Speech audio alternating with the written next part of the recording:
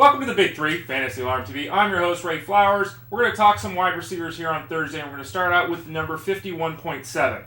That is the completion percentage on passes thrown the way of DeAndre Hopkins.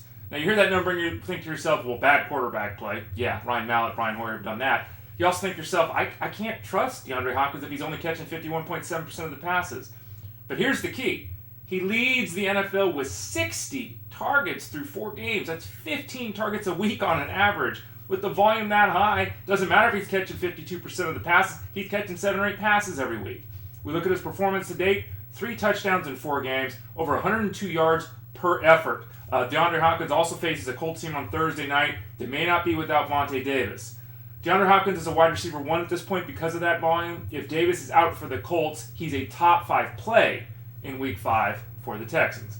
Second of the day is 0, as in the number of touchdowns scored this season by Jarvis Landry. And I told you so. There was all this talk in spring about, Jarvis Landry's going to be this guy at the goal line. He's going to be a red zone threat, all this kind of stuff. I didn't buy it then. I'm not buying it now. But that doesn't mean that Landry has been overly disappointing, as some people seem to suggest. 7 catches, 68 yards a week, whoopee-doo, it's nothing exciting. I get that.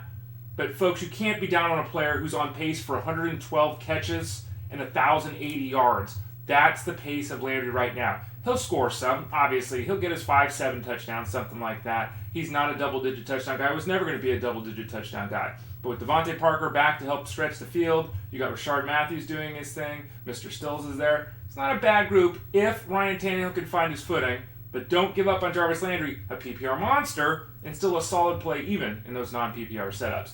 And then finally, the third number of the day is 18.7, as the point scored in a PPR setup last week by Aiken of the Ravens. Why is this significant? Steve Smith is out. He's got like 4 microfractures in his back rib cage area. He's not going to play in Week 5. So Aiken's kind of the guy. In fact, in 2 of the last 3 games that Aiken has played, he's caught at least 5 passes for 77 yards.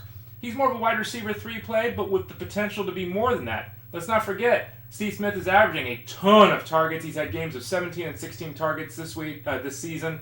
He's out of the mix this week. Those passes have to go somewhere. Ravens are so desperate, they've signed Chris Givens, and Chris Givens is probably going to be thrust into a role of prominence right now because Brashad Perriman just can't get healthy. Aiken, someone you look at as a wide receiver 3, certainly has wide receiver 2 upside in Week 5. If he's on your waiver wire, might want to take a look in Week 5. Ray Flowers, Big 3, Fantasy Alarm TV. Don't forget to note us fantasyalarm.com for your Week 5 rankings. They're free. They're on us. That's right, folks, fantasyalarm.com.